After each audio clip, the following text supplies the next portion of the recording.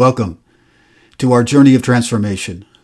We are in this third stage of our journey, loving God with all of our minds. And today we're looking at the fifth lesson, which we call A New Story from the Inside Out. Remember that we have been talking about the need to renew our minds by replacing the old stories with new ones, because the old stories kept us from loving. And the amazing message of Jesus is that he gives us a new story that changes our thinking from the inside out. Remember that the stories that supported the mind of the flesh consisted of four parts: experience, perception, desire, and reaction. And now we want to see what the new story that Jesus gives us does to each one of these aspects of the story. And here we need to remember what we believe about Jesus as the teacher who has come from God, the way, the truth, and the life. He's the one who came to show us what the Father is like and what he's done for us.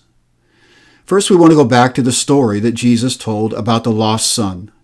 If you want to review the details of this story, you can stop the video and read again Luke chapter 15, verse 11 to 32. Through his experience in the far country, the young man learned some very valuable lessons about the stories that he had told himself. He must have repeated to himself over and over again certain stories that he used to explain and justify why he had left the father, taken his inheritance, and spent it on wild living until he had nothing. We don't know what these stories were, but we do know that he discovered that they were false and he had deceived himself. When he finally came to his senses, after suffering hunger and abandonment by his friends, he felt very ashamed and guilty. At this point, the mind of the flesh had left him empty and miserable. This is a form of death. And he realized he could not continue living this way and also live with his father. He concludes that he had sinned against his father. Remember what sin means. It means to miss the mark. He had missed the mark of being a son, wanting only to inherit what his father had, instead of living in his father's image, which is really what it means to be a son. He had not been the son he knew he should have been. He had not discovered the ability to love like his father loves, but he would learn. So he determines to return to the father because he knew, in some way he knew, that if he came back to the Father with a true change of mind, his Father would not reject him. His experiences and his discoveries have so much in common with our stories. And we want to look at the parallels between his experience and ours to understand the new story that Jesus gives us. It all begins with experience. His new story began with a new experience. When he returned home, he felt unworthy, and yet he didn't feel afraid. He had no fear of returning to the Father. But he felt unworthy, and he believed, since he was not worthy to be a son, that perhaps maybe his father would at least make him a servant in the house. That would give him the chance at least to be near his father. But when he returned, what his father did must have surprised him, completely surprised him.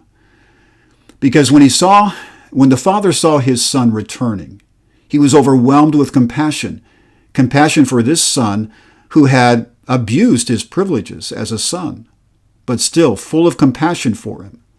There was no anger, there was no scolding, there was no bitterness from the father, only pure joy. He commanded that new clothes and a ring and sandals be given to his son, and he restored him completely to being a son again. At that point, the father gave him a new story. Totally different from any previous story, because his son was different now from the inside out. He was different because now he was ready to learn to love. The son would never forget that moment. Some distance from the house, when his father ran to him, hugged him, and kissed him, he would never forget how his father led him back to home. His father gave him a gift that day, a gift that he didn't deserve, but his father's love was greater than whatever the young man might have deserved, because it was a gift of grace. It was as if he had been born again. The son began a new life now by his father's gracious love. This is the story Jesus told us about what our Father is like. He gives us a new life by grace, relieving us of the impact of our former life of selfishness. That's why Paul's words in 2 Corinthians 5 and 17 are so powerful.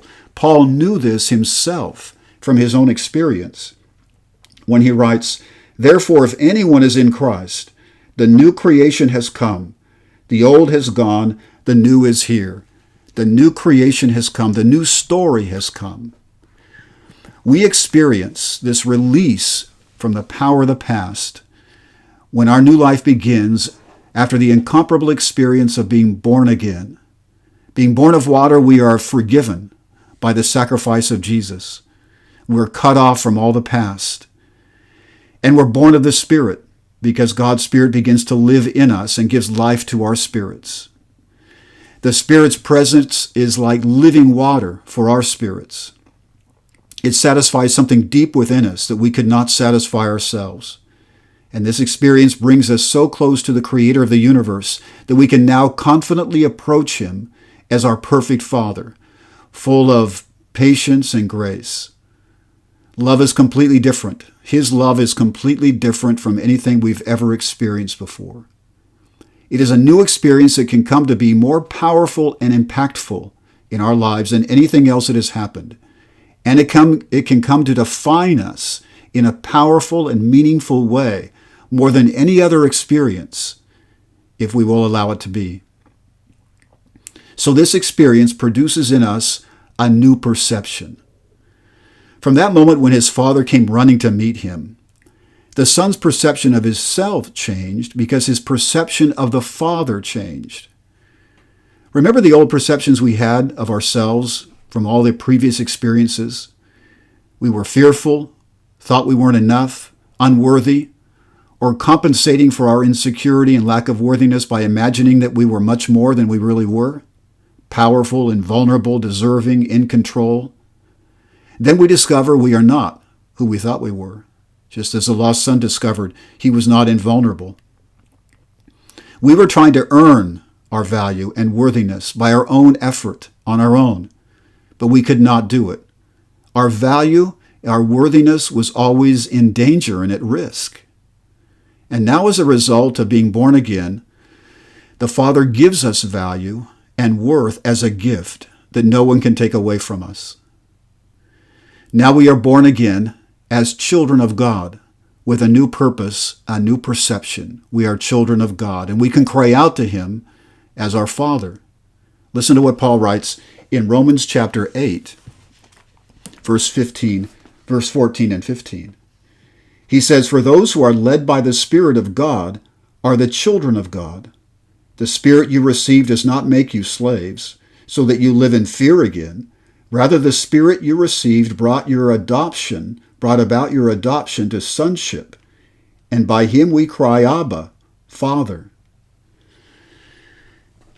And so we have a new perception of ourselves. Our challenge now, though, is to see ourselves as the Father sees us, instead of continuing to see ourselves in the old way. So, since He's forgiven us, and we now look at ourselves as forgiven, we can accept that forgiveness and accept the new beginning He has given us. The new birth has the purpose of changing our mind about who we are. To change our minds about the practice of love, we must first change our minds about how we perceive ourselves and see ourselves as the Father sees us. A child who needs to learn how to walk again. It will not be easy, but He is patient with us, and so we ought to be patient with ourselves. Our new perception of ourselves begins with a new perception of our Creator, that He is full of grace and love, and this changes everything. It changes the way we see ourselves, and we have nothing to fear. And so this new perception produces a new desire, a single desire in us. When the son returned home, he was inspired by his father's love, and he would learn to love like his father loved. He no longer desired to live away from the Father. He had nothing to prove anymore, no motive to defend himself against thoughts of unworthiness by declaring his independence like he once had done. Instead, he now has one desire: to live in the Father's image, to be transformed. We too have this one desire, We have no need to defend ourselves or protect ourselves or withdraw. Our desire only is to live a transformed life in the image of our Father. Since we see ourselves as the Father sees us, our one desire as a child of God can be to follow him. And so we desire what the Spirit desires. This is the beginning of a mind fixed or set on what the Spirit desires.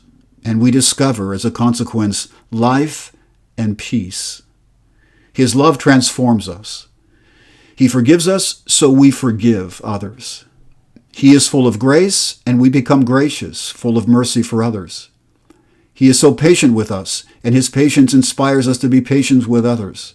He patiently begins to bring us to transformation in his image, not expecting perfection, but patiently walking with us as we grow as his children. So we desire to be patient with others, even those who oppose us. He takes away our fear. We want others, too, to be without fear. He's not promised us an easy life. We'll still have difficulties, but he's taken away our fear and given us confidence. And so we want to be people, too, of consolation, comfort, and hope for people. He's taken away our shame, so we can stop shaming others. We can see that he takes away our need to protect or defend ourselves, and in this way he makes us free to be vulnerable to love unconditionally. His gift of freedom from the past gives us the power to love. So he offers us a new way of seeing ourselves in truth that gives birth to a new desire. Our desire reveals our perceptions of ourselves, because if we truly see ourselves as he sees us, we will desire transformation. And that one desire directs everything we do. And this one desire turns reaction into action. Remember, the fourth element of the mind of the flesh is reaction. And now reaction is going to turn into action. By reaction, we mean our response to the world and people in the world, that our response depends on how they treat us or how we think they perceive us. The person we are and how we live depends on the actions of others. We just simply react. Don't have to think very much, just react. And if somebody offends us, we protect and defend ourselves. If someone rejects us, we stay away and live lives as if we are rejected. If we experience people who humiliate us, then we live lives of humiliation or brag about who we are to defend ourselves and imagine that we are better than we might be. If somebody criticizes us, then we resign to feeling bad, inferior, or else we criticize in return. If someone reminds us of a mistake, then we immerse ourselves in guilt or become angry in defense. We just react. This reaction is born of this selfish desire to protect, defend, and withdraw. Actually, too, in the story of the lost son, the lost son's brother reminds us of this kind of behavior. Because although he had stayed in his father's house all along while his younger brother had left, he had never learned to love like his father loved. He was still immersed in a selfish way of thinking. And when his brother returned, he could not find in himself the desire to celebrate. In fact, he was just the opposite. He was jealous, bitter, and angry. It seems as if his father's acceptance of his younger brother again made him feel insecure, and so he desired to defend himself. Can imagine, listen to his words in Luke chapter 15, when the father comes and tries to invite him to the celebration.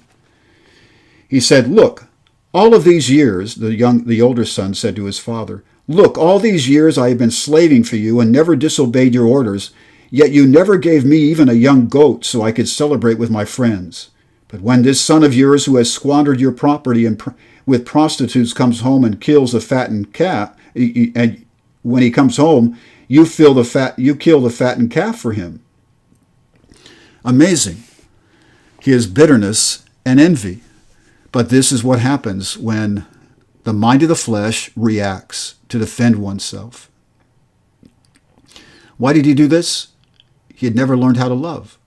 Just like his brother had never learned before leaving the home how to love like his father loved.